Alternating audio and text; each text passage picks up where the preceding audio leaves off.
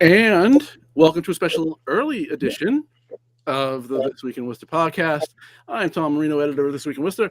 I'm here with my partner in Gab, John Edward Keogh. He is the executive producer of Manny J Media and president of oh my God, Hollywood Film Group. Ho- thank you. I don't know. I don't know why I couldn't do it. Hollywood Film Group. And you, sir, we are doing this early edition because you, sir, will be attending. Will be running an event tonight. I would assume. Can you tell us a little bit about it? Okay. So tonight is the first screening of the Dirty Gerund Poetry Show documentary, which is a film that was directed by Manny and produced by Manny J Media, and then I'm, as the owner of Hollywood Film Group, I am distributing it. And so we are doing the first screening tonight as part of our commitment to the community. We promised that we would do a free show. And so we're doing that free show at Ralph's, which is where the Dirty German Poetry Show happens every Monday night. And so we are doing that tonight, and it's very exciting. And that's pretty much it. It's not it should be a pretty cool show because the crew will turn out. The folks, I'm sharing all our thing here. All right, boom. Mhm. All right, I'm done sharing. We're going to do it at 8 o'clock is when people will start showing up. The show will start at 8:30. We want to make sure that people who might not be able to come to the red carpet premiere get a shot to actually come to the show. And of course, because the red carpet premiere will have some cost associated with it, we want to have a free show that makes sure the public gets a chance to see it if they can't afford the tickets. And then we'll talk more about the ticketed show, at a later time. But you published a quick review of it yesterday.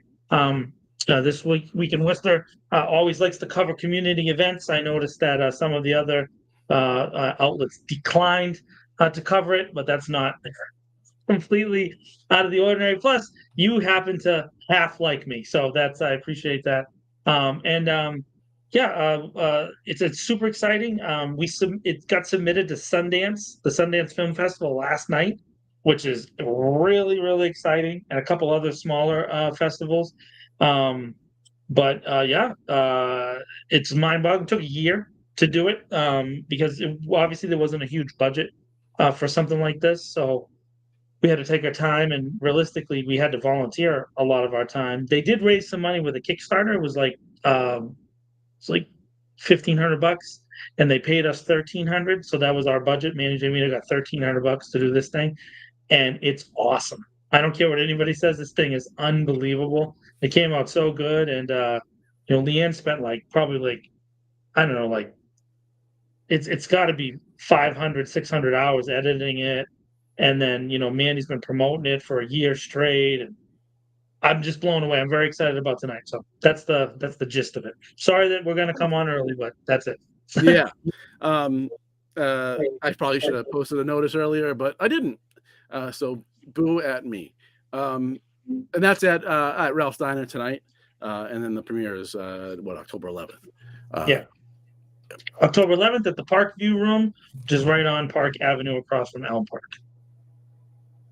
You were event crazy today. You were also at Start at the Street on the street today. That's right. And as I'm sure always, so if you weren't aware, this is the last year, the 20th year of Start in the Street. Unfortunately, the organizers, with a lot of other things going on, other projects they're involved in, will not be doing this event moving forward. It's a great event and will be missed. But I can understand being over it after 20 years. I'm sure it is a absolute ton of work. But tell me what happened today. So it was absolutely packed. Like there was, you can go check out Manny J Media. You can see the live coverage. At first, Leanne hosted the first 25 minutes of us weaving in and all the. It was thousands and thousands of people, and then Manny came in about 25 minutes in, and we did our thing. Interviewed several people. I will say this: Fabian Barak from the Worcester Cultural Center. I don't know. He works for the city for the Cultural Coalition or something. He said that they're trying to save it. So there is some conversations about figuring out how to save it, because there had to be 200 plus vendors there, all artists and all that stuff, and I mean it was tremendous turnout. It was a mob of humanity, Hmm. just a mob of humanity. Which maybe part of the reason why is because they announced that they got some significant coverage from local press. Some of the bigger organizations covered it, maybe because it is going away. Maybe that's why. I'm not sure. You did a full breakdown of the story too, on This Week in Worcester, which kind of went into the details of why they're saying it. The biggest thing that I took away, Manny interviewed one of the coordinators, and there was some other people there, is that the folks that work this event are not paid. They're almost all volunteer staff, and in the past when they had 100 people volunteering, I guess this year they only had like 20, and so without that full staff, it makes it really really difficult. And of course it's difficult to raise money to pay the staff. That, and so there's like kind of the balance out. It's hard to keep the table prices low and pay staff, right? So if your table prices aren't going to be an extraordinary number, like some of the other events in the city where there's like an event and it's $500 or $1,000 for one day, whereas this event, tries to keep tabling, and I'm pretty sure that these tables were between 100 and 250, and there was some that were grant written, so there was subsidized tables. It's really hard to pay staff, and this event Yeah. needs staff. I mean, the city supported it by you saw that there was dump trucks on both ends of the thing that were Department of Public Works trucks this year, which is a little bit different than before. And then they had the police there in force as a security, where in the past I think they've had a hired private security or off-duty police officers, including Chief Paul Saucier, again showing his commitment to the community. I've seen him at almost every community event, Everything. this summer. He was there, and he was actually walking a beat with one of the captains, not one of the three captains that we might three deputy chiefs we might want to talk about. But anyways, I noticed there was a presence of the police there, and a lot of brass were out there. And I saw Christian King, I saw Guillermo Creamer there. The mayor was there earlier. I saw I think Jenny Pasilla was there at one point. We didn't get a chance to talk to her. I mean, it was just a huge turnout. And it shows that the city can do this. So that's really what you want to say. It's like, look, we can do this, and it's still going on right now. It's 5:39. They're there till 6 o'clock. There's a concert, I think, right at the end at the Elm Park Park Ave thing. So I think there's a concert right at 6, right on the lawn there. There's a stage there. So that's like the end, and then they'll start to kind of slowly close down the thing. If you've ever been at start of the street at the end, what they do is they kind of start to pinch in on the vendors while they're breaking down tables and chairs. They do a really good job. The organizers do have a great system of that event. So it was great. It was just so many people and so many different things. People reach out to your city councilors and put pressure on them, figure out ways to have events like this in the city. And it was awesome. I don't know what else to say. It was awesome. Yeah, no, I mean it's I didn't get there today, but I have been there in years past, and it's an amazing event. The organizers I know worked really hard, obviously, for a very long time doing this. I don't like, what is the city? I don't even understand that statement though. We're trying to save it. What does that even mean? Like, I don't know. I mean, the culture. I mean, I know Fabian has worked hard with other events, and so I did see that some of like the downtown Worcester business staff were working as volunteers. So it looks like the city supplemented the volunteers of the event with city employees, and so there must be some. I don't know what that means though, because remember that the Start on the Street was a nonprofit art organization. If you remember, it was originally WART, which was cool. And it's not a city entity, but there, of course, over the years, the city gets involved when things become really successful. So I don't know if there's some way for them to get involved. I'm not 100% sure. I know that the costs have skyrocketed over the past few years because, again, you're keeping table prices low, but you're asking for volunteers, and so that's really difficult because it's a long day. I mean, we were only there for an hour and a half, and I was exhausted walking around.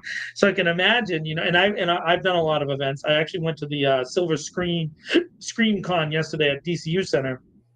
Again, if you walk around those events for 2 hours, you're tired. So imagine if you're a staff person there and you're working 6, 8, 10 hours, you're going to feel exhausted. And so, I mean, to me, the only sustainable way for events like that is to pay staff. You have to have paid staff, right? You can't expect people to work for free.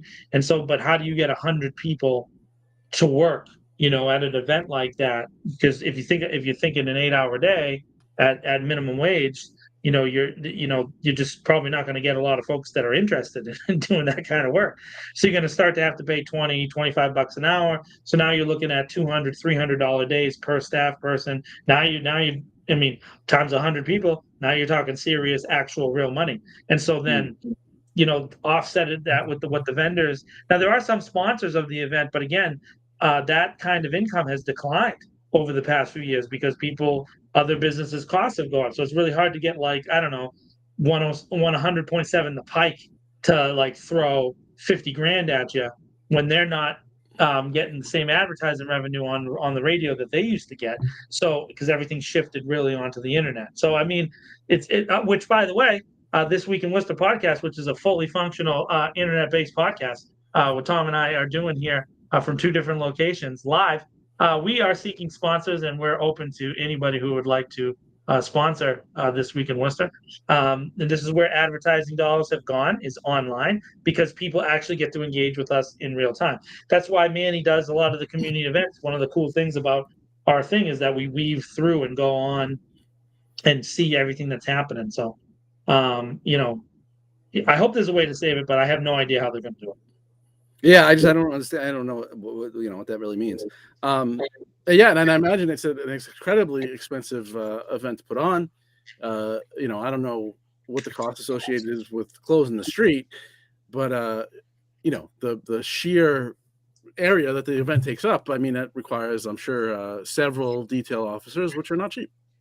I mean, that's almost a mile because it's from the corner of Pleasant and Park to the corner of Highland and Park. So it's like it's almost a mile of street, and then of course Park Avenue is a huge street, so they got to close the edges of all those cross streets too. So it's not easy to do, and of course there has to be a heavy security presence because of the amount of people, and then of course Elm Park and Park Avenue, there's folks struggling all over the place, and so there's definitely, you could definitely feel the presence of the police today for sure.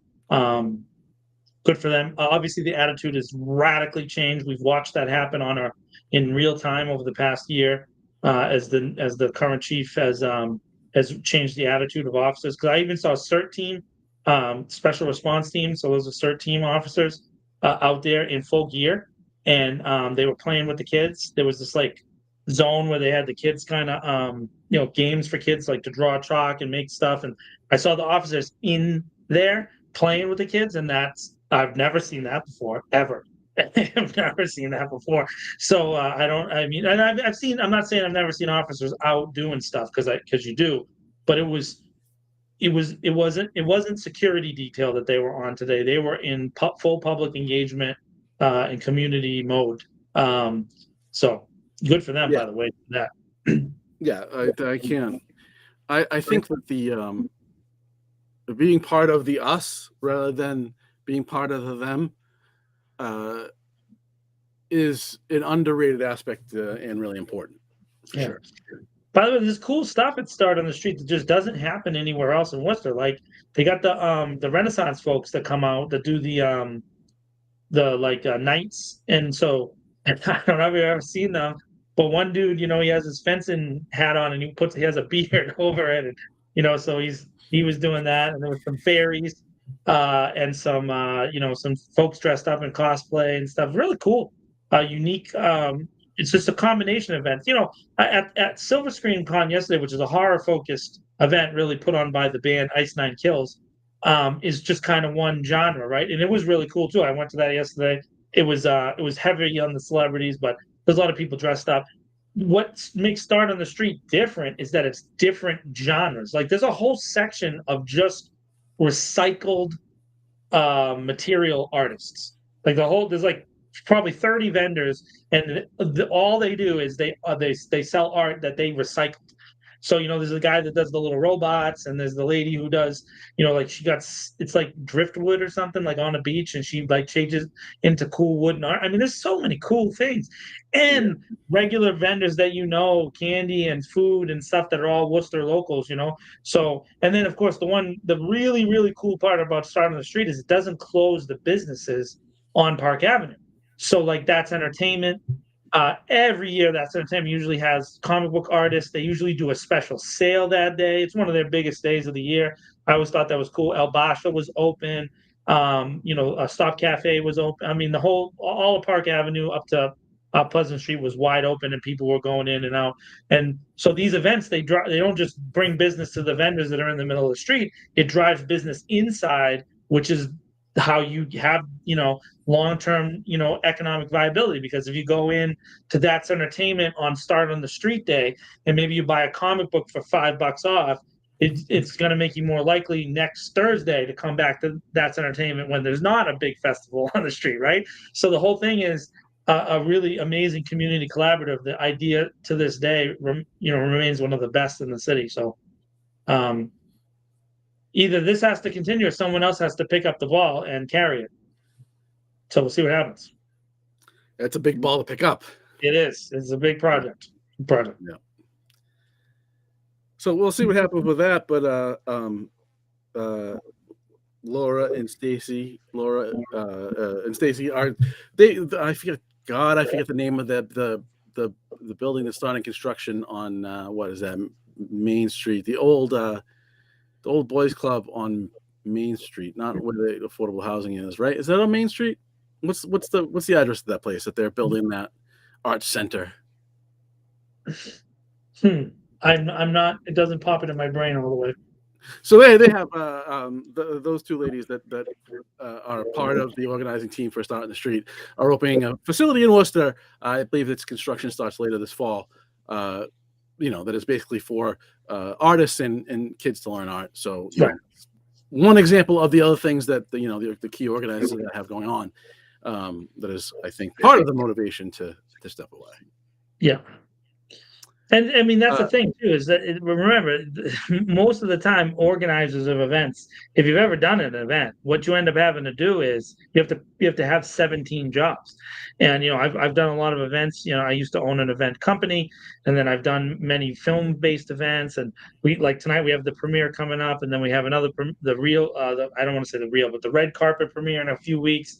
And we have Dead of Winter again coming up in February, and it's just you got so many things that you have to deal with. You have to deal with insurance, and you have to deal with, payroll, and you got to make sure there's enough water. They did a great job. If you ever go to Start on the Street, they in the middle of Elm Street and Park Avenue, right at the intersection, there's usually a table where there's the Start staff, and they just hand out water to anybody who wants it for free.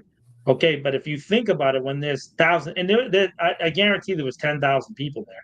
I don't want to overestimate, but there was definitely at least 10,000 people, and there was box trucks just full of water that were, staff were running water over to those tables the whole day. So someone's got to coordinate that and say, and then of course, I mean, if you think about it, that's a tough job. So you got to go from the table to the truck with the dolly full of waters, and you got to go back and forth and back and forth and back and forth for 8 hours. It's a tiring, exhausting job, and so it makes sense, how the logistics, just so much. For sure. Yeah. You also had some thoughts on. So the city has released a new survey. For residents on housing issues, which you said you had some thoughts on, and I'm interested to hear. I do. So the city, if you go to the city's webpage and their Facebook and their Instagram, they put out a survey that is about the Worcester's 2025 housing production plan. They released it either Friday or Saturday at some point. And basically, this is a survey that you need to take it's a really good idea to give feedback to the city. And so here's the thing that strikes me. It really really strikes me. And if you actually look at the picture is a picture of Elm Street, and it shows some of the old school triple deckers, which are no longer being built. Pretty much the number one source of multifamily units in the city of Worcester, in New England in general, and they're very difficult to build because of zoning that's changed over the years. Okay, so but anyways, in the survey itself, if you go in there, it starts to ask you, like why are you struggling with housing? So, there's no automatic thing that says affordability, right? It says lack of affordable market rate options. It doesn't say affordability. It says lack of affordable market rate options. And here's the big problem. That means that this survey, whoever wrote it, is super influenced by developer speak. That phrase market rate in relation to affordability is, I'm sorry, Tom, I'm going to say it, it's just complete and utter nonsense for you to say market rate and affordability in the same sentence. Because market rate right now, we are seeing in some of these new buildings single one bedroom places for $1,700. Yep. That's a one bedroom. We saw studios like we talked about this last week. There's a few studios in the city that are $1,400 and $1,500 studio apartments, guys. Studio apartments, and that is considered market rate. Market rate. Now, I don't want to get into whether or not those markets are being manipulated by, I don't know, real page software and buildings that are influencing that in the city, right? But I'm live from Ghana. I would not let that. I don't know about all that. Someone is live from Ghana. So what I don't know about it, I don't know for sure, is whether or not those things are influencing the city's prices. Tom and I have been working on a series of articles, and we're kind of looking into that and trying to figure out how we can drill down. And we're hoping the Department of Justice will help us with that story as they release evidence from their indictment of the Real Page software company. But the thing that really strikes me is that phrase market rate means that they think that is how we get to affordable. But the problem is that if you're making let's say you're making $40,000 a year, right? So you're taking home what, $600 a week, $700 a week, and then you're having to pay rent that's higher than that weekly paycheck. You are what's called cost burdened, right? That's the technical definition for the term cost burden, is that your rent is more than a single paycheck. And hey, Victor, how you doing? And if you have a single paycheck and you can't pay your own rent, it's just nonsense. So then the city's releasing that survey, and the only way for you to say that back to the city is you have to click other and then type it in physically. And most people, when they take a survey, are not going to take that extra step to type it in. So I posted it on Worcester Political Dialogue, and I hope more people do. Go in there and tell them what you think, because they don't listen. They really don't. And this is, I actually wrote it, and I don't mind what people know what I wrote. I wrote that one of the things I'm afraid of is that the city does not care about me, and the city doesn't care about regular people. They only care about what the developers think. And the evidence seems to indicate that that's really what is most important to them, is developers. And our own current city manager is quoted as saying to the Telegram and Gazette that the developers are one of the most important seats, if not the most important seat at the table. So if that's the case, right, then you're never going to get a developer to offer, a rent that's not going to get them the most possible profits. And Tom just wrote an article about that. There's no such thing as a development partner or a corporation that wants to partner with anybody. They just want to charge you because they actually are legally required. If they are a publicly traded company, they have every obligation to pursue profit for their shareholders. And whether in the same, in most private corporations are the same. I understand there are a few beneficent private corporations in our world that do actually care about people and try, but the vast majority of them are just trying to make the dough, and they're going to make the dough at all costs.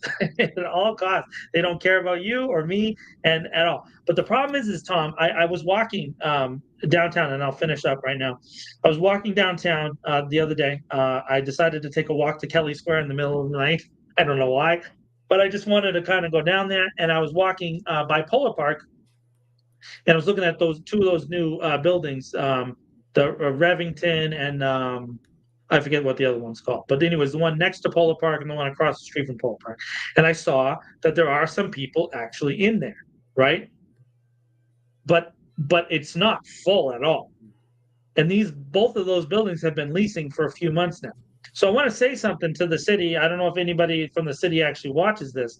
If market rate was the cost of those buildings, which is what we've said, although I think there's a few low income options in those buildings. If market rate was true, wouldn't the market be fulfilling the demand? But that's not what's happening. So that means the market, at least the Worcester market, can't sustain those buildings. Now, eventually, they think that people are going to move from where? From Framingham, from Boston, maybe from Springfield, maybe from Hartford, and are going to come to Worcester because we have all these other attractions. Like, I mean, we're just teeming with golf. Oh, wait, we don't have a mini golf place. We have movie. Oh, wait, we don't have a movie theater. We have a bunch of affordable downtown grocery store. Oh, no, there's no grocery store downtown. We have a bunch of places for people to go during the evenings downtown. Oh, no, that's not true. Oh, so what is going to attract these people who can afford this market to the city? And you can see that these buildings aren't being full yet. And we have on Green Street, you have another what I think is 84 units in the Green Street one, and then you have the one the Mount Carmel place, which by the way, Mount Carmel has also been leasing at least a little bit because I've seen a few people have moved into there, but it's not full. It is not full. So it may have reduced the vacancy rate in the city by a little bit, but the vacancies are these supposed market rate apartments, and they're not being bought up. So to me, it's just this attitude and this thought process, Tommy, that just drives me crazy. Developer speak, and they never go anywhere else. So. Agreed. I did some. No, not at all. Just Johnny. So I according to information from the city just a couple weeks ago in a report last for the city council meeting this past week, the market rate for a studio is $1,783, 1 bedroom $2,040, 2 bedroom almost $3,000, $2,925, and 3 bedroom $3,780. I also took the median income per age bracket, right? For under 25 to 44, and 45 to 64. Median income for each age bracket in Worcester. And if you look at that, and you look at who can actually, live in those market rates affordably, sometimes you have a grid here of 3 age groups or 4 age groups, right? There's under 25, 44, 45, 64, and 65 plus. And then you have at each, bedroom capacity, right? At the median income in the city, the only rates that are affordable, that is 30% or under, are 25 to 44 for a studio and 45 to 64 for a studio or 1 bedroom. Everything else is over 30% of the median income for each age bracket. I mean, there's a lot of singles available, a lot of single date, people in the 45 range, right? Like they don't have any family, right. They don't have a significant other. It's just completely normal that they would be, And according to, this is from census data that I found, just for under 25, right? The median income is $35K. To afford a studio at the current market price, they would spend over $21,000 a year. more than 60% of their income for a studio at market rate. See you, Victor. No, it just makes no sense. It's complete nonsense, Tom. And our city officials, not only do they believe this, but they promote it. They promote it. It's like it's what they sing the siren song of the developers. They're like, market rate, market rate. We're giving you more market rate. It's unbelievable and it's constant, and it just doesn't make any sense. It doesn't make any sense in any sense of the word. I don't care if you're Republican or Democrat or left or right. If you're a communist, I don't care if you are a Whig Party member. I hear the Whig Party's coming back strong. I really don't care what party. By the way, when I'm an election inspector. For those of you who don't know, I'm at my station at the library. I cannot tell you this person's name because that would be breaking the law, and I could go to federal prison. So I'm not going to do that. But there was a person who was a member of the Pizza Party, which is a real political party here in Massachusetts. There's also a Pirate Party. You can look up all the political parties on mass.gov. But it doesn't matter where you are. There's no one on earth who can logically say this unless you have a specific agenda and a specific approach to understanding economics. But this is usually what happens right before there's an epic crash. Is this kind of thinking. It's like, well, what we're thinking is there's going to be X amount of people from the Framingham area and the Middlesex County area that are going to move naturally at the age of 41 into the Worcester County area because we've seen this demographic shift over this time, and they start to tell you this nonsense about how they think the growth is going to continue. But what if it doesn't? What if it doesn't? And then, of course, what's the biologics lab? Wuhan Biologics just recently paused construction on the lab over on Grafton Street, which is supposed to be Bell Hill, near Bell Hill, right? So that project was supposed to bring hundreds of new high-paying jobs to the city of Worcester. And I told you when we did the Doherty tour that the guy who was one of the like high-ranking officials was there, and he was looking at the lab that they're going to be teaching some of those specific skills in the Doherty thing. And he was talking about how like 5 or 10 years from now he was expecting to hire some of those kids. And in the same conversation, it came, well, where are the workers going to come from for now? And he said, well, most of them are going to come from the Route 9 corridor, right? The Route 9 corridor is the thing that he said. What does that mean? That means they're not coming from Worcester. They're going to drive down Route 9 because they're going to be offered, $100,000 or $150,000 salary, and they're going to drive back to Framingham in terrible traffic at 4:30 at night along Route 9, and they're not going to spend any of their money in Worcester. Remember that. So we gave them a big tax break to build that building, and they're going to take their big tax break and send those salaries to other towns and municipalities in the state of Massachusetts. Now, I'm all for more jobs for the state of Massachusetts because, we want the state to do well too. But the whole point of the tax incentive is to help that company bring jobs to Worcester. And it doesn't actually bring jobs to Worcester. It brings people who live outside of the city to work in the city and then leave the city at the end of the day. And that doesn't lead to any new income, and it doesn't increase the tax base. It's completely backwards thinking. And listen, I'm not an economics expert or professor by any means, but in this podcast, I was able to figure that out in about 15 seconds. So imagine someone smarter than me. Couldn't they do a better job? Right? Couldn't they do a better job, Tom? I don't understand. Yeah, it's it seems to be that the theory is we'll build these places and people that will move into them, and that will expand and they'll probably come from outside the city because, again, the economic situation of residents of the city, and that's going to increase the tax base. And while that is true, we have a crisis here in housing costs. And while that crisis is not limited to Worcester, Worcester is one of the worst markets in the country. It is. as reported by multiple different sources. It's not, not making it up. It's not my idea that it is one of the worst housing markets in the country. Hey, you ever So notice how every time one of those stories comes out, there's like a magazine article that like somehow quotes the Chamber of Commerce that says Worcester's ranked in the top 5 places in the world to live, and it's like, you ever notice how? Oh, wait, I'm sorry, I'm speculating wildly right now about connected, press responses. That would never happen in the city ever, right, Tom? That would never happen. no comment. It's hilarious. You're trying to bait me. You're trying By to the way, bait me is what you're doing. for those of you watching, right, this is total inside press baseball right here. Like, because we know this game because we're both in the press and in the media, and that's kind of how it works. And so, I definitely was trying to bait my buddy. Get him going.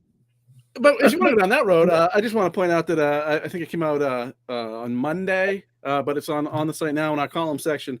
A pretty extensive look at previous owners or the chain of ownership of the 2 hotels in Gateway Park that have caused so much controversy because WPI is going to buy them and convert them to student housing, including so we looked at its current owners, which is a Wall Street traded, publicly traded firm from Wall Street with, it's not BlackRock, it's Blackstone, which is not as big. They only have $1 trillion under management, unlike Only bigger fund companies. I mean, these are the worst of Wall Street, these companies, and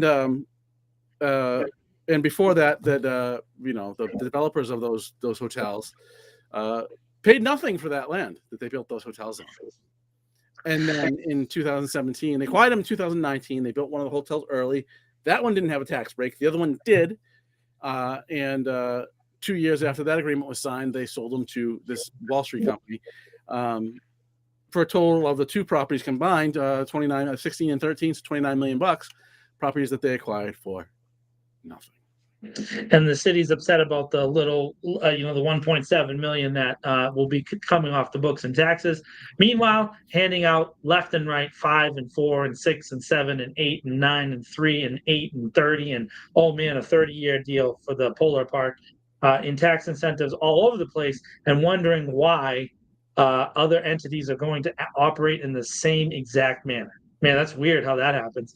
It's really strange. And you know what? And those tax breaks are money that will eventually, once they make their investment back. It's less taxes at the time. It's not no taxes, right? Right. Correct. It is, and people should understand this. Is an important point. Good for you for mentioning it. TIFs, which is what these tax breaks are, they're tax incentive, increment financing. So it is on the increase in taxes over time. So it's not that these companies aren't paying any taxes, but they get a percentage break over time each year on the increase in taxes. So as the properties are reevaluated and the cost of or the value of the property goes up, they get a break on that increase. City Council just did one a week ago, I believe it was. Where for 340 means letter getting upset with the city council for nothing came out from the secret. No. The secret government didn't comment on the $5.7 million tax break for 340 Main Street. And I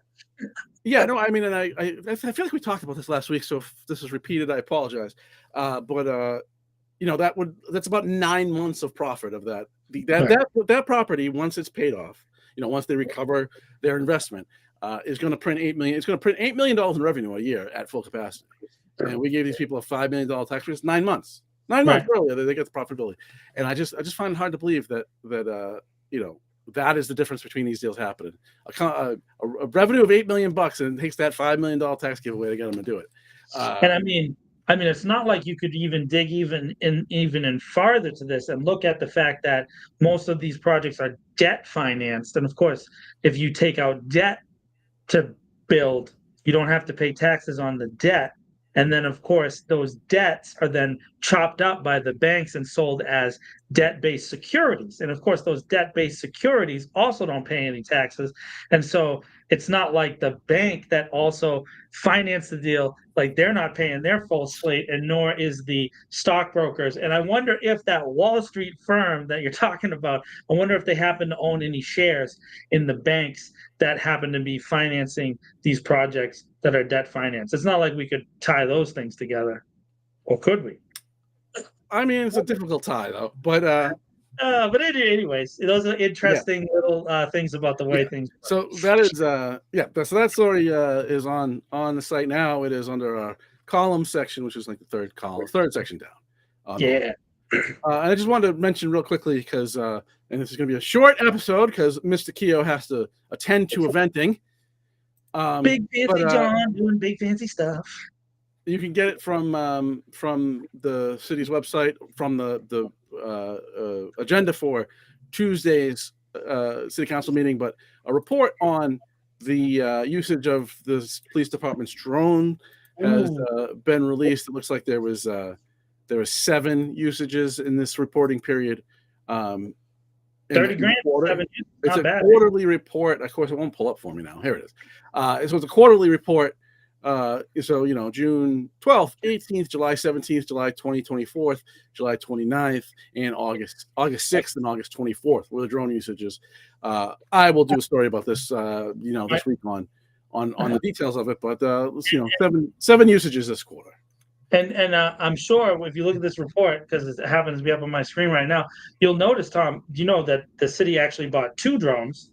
One is the big giant drone, and then there's a smaller kind of like scout-ish drone, and you'll see which one got used most. I'm looking forward to this story on This Week in Worcester. By the way, the new columns feature is also looking for sponsors. And if you happen to be in the chat, we will take any of your small businesses and we'll give you all these lovely viewers and people that are here and the various things that are saying hi to us all the time, and Twitter on this side and down here on this channel and this channel. There's all these people all over the place. I don't know what to do. I wonder if they like my hair. Do they like my hair out or do they like my hair up? Like, what's the question? Do I look more jacked like this, or do I look better like this? What do you guys? If you want to talk, no, that's not what we're here to talk about. I'm sorry. You look like a damn hippie. I am a hippie. What do you mean? I'm a giant. Wear it. I don't believe in your burned out hippie creed. I'm not completely burned out, but listen, there is a big time question at the end of the show that's coming up, and I have one. I have a question for you. You have a question? I do. I have a question. I have a very serious and important question. If you're done with serious topics, I'm ready to nail you with the most important and best part of this show. Yeah, unless you had anything else you wanted to go over, that was our agenda. Nothing. So we were just at a street festival, right? Big question. Big question. Street festival, and of course, we just went through fair season, right? So Spencer Fair and the Big E and the Linfield, all the fairs all over the place that are like great and wonderful. And of course, at those fairs and street festivals, you often will find fried dough, right? Fried dough. So Tom Marino, I'm going to put you on the spot. Do you shake the dust, the powdered sugar on the fried dough? Do you go for the plain fried dough, or are you a fried dough and ice cream kind of guy? You have 3 options. You're on the clock. Yeah, no, I mean, you don't usually see fried dough, but at something like that, right? And fried dough and ice cream isn't usually an option. So yeah, I would say powdered sugar. It's definitely not plain powdered sugar. I mean, look, if you're gonna take a piece of dough that is fried in oil and clog your arteries with it, you might as well just put sugar on it and make it as good as it can be. That's great. I am pro fried dough. Don't get me wrong. This isn't a slight. I'm saying I'm the first one to clog my arteries with that. I'm a fried dough guy myself, and I will eat fried dough under pretty much any circumstances. But I will say to you that I would definitely say a vanilla ice cream and fried dough with powdered sugar I don't know that there's many better things on earth, and I'm pretty sure that that is cinnamon sugar holly. Oh, you're killing me. Oh, that's tough. Fried dough though. I definitely need some fried dough in my life. Yep, absolutely. Definitely need it to happen right now. This is the best part of the This Week in Worcester podcast. Hey, why don't you tell them about what's coming up on Wednesday? Isn't there a very special episode coming up without me? A Johnless podcast? We're not ready to enough specifics on that yet. Sorry. But I will be doing an interview on or having a conversation on Wednesday. I think folks will find interesting. Actually, hopefully in the next couple of weeks there'll be 2 of those. So Whoa! So that means that for the businesses that are in the chat, and I can see you small business owners, because I sent this to you, and I see that you logged in, and I can see you with your little Facebook account watching us right now. You could not only sponsor this wonderfully incredible show where we talk about fried dough and whether I should have a man bun, and you could get access to some of Tom's other interviews that he's going to be doing with interesting people. Yeah, it should be good. Yeah. I mean, realistically, and of course, Hollywood Film Group and Tom, my company, has an entertainment portion now for This Week in Worcester. I mean, realistically, could you do any better than this place right now? I don't think that you could. I don't know that you could. So kick in the dough. Let me get it. Send me a text. Send me an email. Send me a thing. You guys are all connected with me everywhere, and you know how to get a hold of me. So let's do this. Let's do this. Anything else, sir? No, that's it. That's all I got. I was just I love that you. I love that you do the ad pitch, and I don't have to. All right. So come out to Ralph's tonight. Anybody who's in the city of Worcester, come down to Ralph's Rock Diner. Yes. And come see the show. It's a free show. The movie starts at 8:30. People will start getting there at 8. I'm sure Narc's probably already over there right now, hanging out. And in fact, we're going to be testing the projector in like 15 minutes, literally right outside of my office, to make sure that it works. We try to dot every I, cross every T. Come out, check it out. It's unbelievable what you'll get the opportunity to see.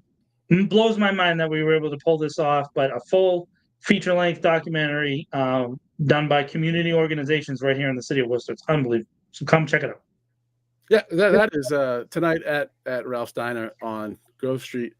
If you are tuning in at 8:30 and watching this, sorry that you were not seeing a live show. Obviously, that event we had to go a little earlier today, but we will be back next Sunday at our regular time at 8:30. Yes, we will. And at that time, guess what we will do? What? We will try to screw it up less.